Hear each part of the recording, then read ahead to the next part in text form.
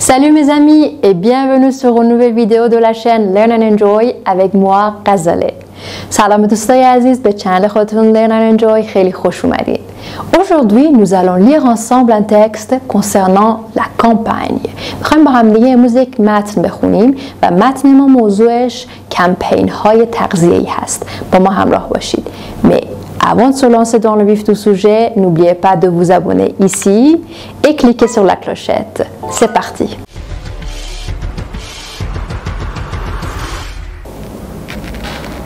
Alors, lisons maintenant le texte ensemble. Le texte se trouve à la page 152 du livre Alter Ego Plus, niveau A2. Nous sommes au dossier 8 et leçon 3. Leçon 3 est intitulée En campagne et le sous-titre c'est Comprendre des arguments. C'est plutôt l'objectif. بریم سراغ متن اصلیمون که در صفحه 152 کتاب هست. برای یادآوری میگم درس 8 این دوسیه 8 هستیم و لسون 3 درس سومش و کتاب هم کتاب التر ایگو پلوس niveau A2 هست. Bon. Comme d'habitude, je vais vous lire le texte une fois. Vous allez écouter bien et lire avec moi. Et puis après, on analyserait ensemble le texte paragraphe par paragraphe. خب اول مثل همیشه من یک بار براتون از رو میخونم کل متن رو، شما گوش میدید و با من همراهی میکنید. بعدش میریم سراغ آنالیز پاراگراف به پاراگراف و در مورد کلمه ها با هم دیگه صحبت میکنیم. Bon. Lampès fête ses 10 ans.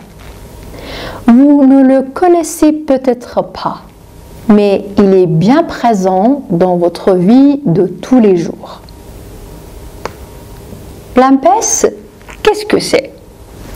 L'Institut national de prévention et d'éducation pour la santé est un organisme public du ministère de la Santé qui est à l'origine de nombreuses campagnes autour de la santé en général. Tabac, sida, alcool, nutrition. Pour la partie diététique et nutrition, c'est avant tout le PNNS, qui veut dire le Programme National Nutrition Santé. D'une part, il produit un grand nombre d'études sur les habitudes alimentaires des Français, leurs carences, l'obésité. D'autre part, il fixe des objectifs d'amélioration à 5 ans. Les 5 fruits et légumes par jour, c'est eux. Pourquoi? Comment? Le PNNS poursuit 3 grandes ambitions. Informer les consommateurs sur les aliments qu'ils consomment, surveiller l'évolution de la situation nutritionnelle de la population et engager des mesures de santé publique nécessaires. Il s'agit plus précisément d'inciter d'un côté à consommer plus de fruits et légumes, de calcium et de glucides, et d'un autre côté à réduire la consommation de lipides et d'alcool. Le PNNS vise aussi à stimuler l'activité physique pour rééquilibrer les apports et les dépenses d'énergie. En effet, l'effet combiné de la malbouffe et de la sédentarité s'avère très néfaste et se mesure notamment par une augmentation des maladies cardiovasculaires, première cause de mortalité aujourd'hui en France. Le lien entre cancer et alimentation est également avéré. Et l'effet protecteur des fruits et légumes est reconnu pour tous les experts. Manger, bouger. La campagne Manger, bouger, vous la connaissez.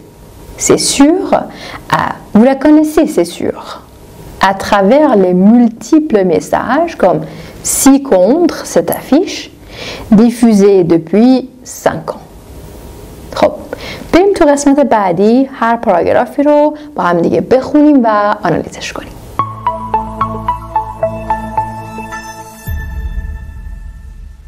Alors, lisons maintenant ensemble le premier paragraphe. بریم حالا با هم دیگه پاراگراف اولی رو بخونیم. لمپس fête ses 10 ans. لمپس که حالا میخونیم با هم دیگه که مخفف چی هست، 10 سالگی خودش رو جشن میگیره. célébrer ou fêter. Vous ne le connaissez peut-être pas, mais il est bien présent dans votre vie de tous les jours. احتمالاً نمیشناسیدش، ولی کاملا در زندگی روزمره شما حضور داره. لمپس qu'est-ce que c'est? لمپس چی هست؟ L'Institut national de prévention et d'éducation pour la santé est un organisme public du ministère de la Santé qui est à l'origine de nombreuses campagnes autour de la santé en général. خب جمله بلندی بود نسبتاً. میگه l'Institut national de prévention et d'éducation مؤسسه ملی جلوگیری و آموزش برای سلامت یک نهاد مردمی هست که وابسته است به وزارت، حالا سانته اینجا میتونیم وزارت بهداشت ترجمهش بکنیم، که وابسته است به وزارت بهداشت و مسئول برگزاری کمپین های پویش های زیادی هست در رابطه با سلامتی به طور سلامت عمومی و موضوعاتی مثل دخانیات، تبع، سیدا یا همون بیماری اید، الکل، مصرف مشروبات الکلی و تغذیه رو کاور میکنه. در مورد روی اینها کار میکنه. Pour la partie diététique et nutrition در خصوص دیتتیک، پختی دیتتیک به معنای قسمت رژیمی یا قسمت تغذیه‌ای، این فعالیتایی که انجام میدن، c'est avant tout le PNNS. قبل از هر چیزی ما باید در مورد PNNS صحبت بکنیم. حالا PNNS چی هست؟ PNNS مخفف برنامه ملی تغذیه و سلامت هست که از طرفی این برنامه تعداد زیادی مطالعات رو انجام میده در خصوص عادتهای غذایی فرانسوی ها و فعالیت هایی که انجام میدن، همچنین در مورد چاقی. از طرف دیگه این نهاد میاد و هدف گذاری میکنه، هدف گذاری های در حیطه تغذیه برای 5 سال آینده. برنامه‌ای که ما هممون، حالا یا فرانسوی ها منظورش بوده، برنامه‌ای که ما همه با نام 5 میوه و سبزیجات در روز، 5 وعده میوه و سبزی در روز میشناسیم، مربوط به همین پروگرام هست، مربوط به همین برنامه هست. خب بریم قسمت بعدی، پاراگراف بعدی رو بخونیم.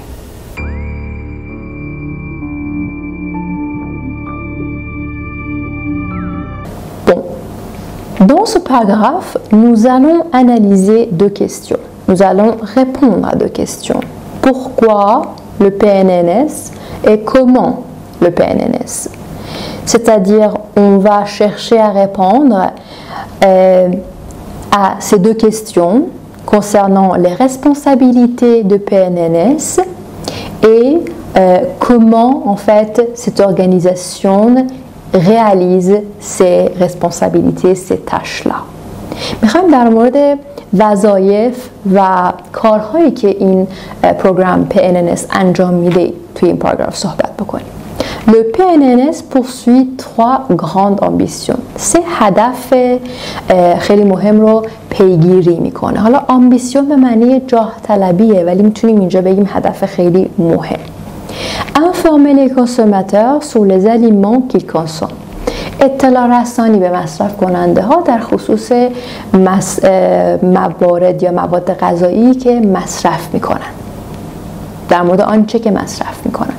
Surveiller l'évolution de la situation nutritionnelle de la population. این برنامه یه وظیفه دیگه هم داره. وظیفش سرویه کردن به معنای نظارت کردن بر تحولات وضعیت غذایی تغذیه‌ای جمعیت. حالا اینجا جمعیت منظورمون فرانسوی ها هستن. و در نهایت engager des mesures de santé publique nécessaires. میاد و یک سری موضوع اینجا به معنی اقدامات هست. یه سری اقداماتی رو در واقع پیاده میکنه، انجام میده در خصوص سلامت عمومی که اقدامات ضروری هم محسوب میشن. Il s'agit plus précisément d'inciter d'un côté à consommer plus de fruits et légumes, de calcium et de glucides. از طرفی میاد و به طور دقیق تر مردم رو دعوت میکنه که مصرف سبزیجات و میوهشون رو بالا ببرن، کلسیوم و گلوسید بیشتری مصرف کنن، خانواده گلوکوزهای بیشتری مصرف کنن. و از طرف دیگه d'un autre côté، پس اینجا هم دقت کردید که d'un côté رو اول داشتیم و بعد d'un autre côté رو à réduire la consommation de lipides et d'alcool. میاد و ترویج میده که ملت از چربی ها و الکل کمتری استفاده بکنن. Le PNNS vise aussi à stimuler l'activité physique. این در واقع برنامه در نظر داره که ملت رو تحریک کنه که به سمت فعالیت فیزیکی بیشتر برن. Pour rééquilibrer les apports et les dépenses d'énergie. برای اینکه مصرف انرژی رو، دپانس انرژی رو کاهش بده و بیشتر بکنه و اون رو در واقع بالانس بکنه، به تعادل برسونه، دوباره به تعادل برسونه. ری‌اکیلیبره اینجا به معنی دوباره به تعادل رسوندن چیزی هست.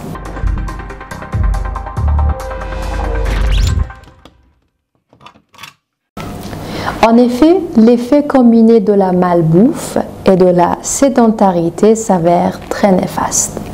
در واقع این تأثیر دو تا عامل بدغذایی، ملبوف به معنی بدغذایی یعنی فست فود خوردن، غذاهای چرب و شیرین زیاد خوردن هست و سدانتاریته هم یک جا نشستن یا پشت میز نشینیه.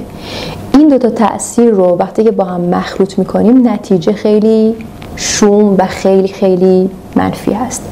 نتیجهش به شکل خیلی بدی خودش رو نشون میده. Et se mesure notamment par une augmentation des maladies cardiovasculaires.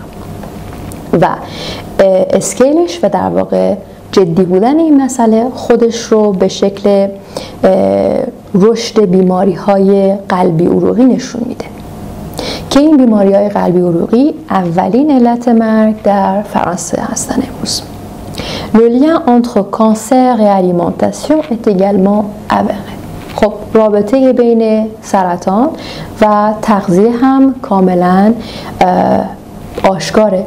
Et l'effet protecteur des fruits et légumes est reconnu par tous les experts. و از اون طرف هم تأثیر محافظت کننده میوه ها و سبزیجات در برابر اینجور بیماری ها هم توسط تمام متخصصان این حوزه به رسمیت شناخته شده. Manger bouger، la campagne Manger bouger، اسم این کمپین رو بخور و فعالیت کن گذاشتن. Manger bouger که گفته اینجا شما اینو میشناسید، ارجاع داده به پوستر سمت چپ که عکس دختر خانمی رو میبینید و زمانهایی که این خانم در حال رفت آمد هست رو جمع زده و در نهایت گفته که 30 دقیقه اگر در روز فعالیت داشته باشید آسونه، برای سلامتیتون هم خیلی خوبه. Bon, voilà c'est tout concernant le texte.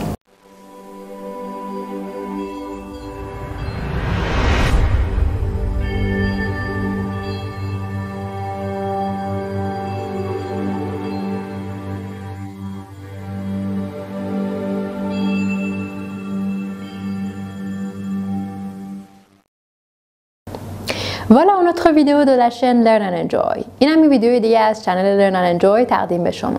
امیدوارم که براتون جذاب بوده باشه و با کلی اصطلاحات در مورد سلامت آشنا شده باشید. یادتون نره که برای ما کامنت بذارید و ویدیوها رو برای دوستاتون بفرستید. ما رو در شبکه‌های اجتماعی فالو بکنید و تا ویدیوی بعدی، au revoir.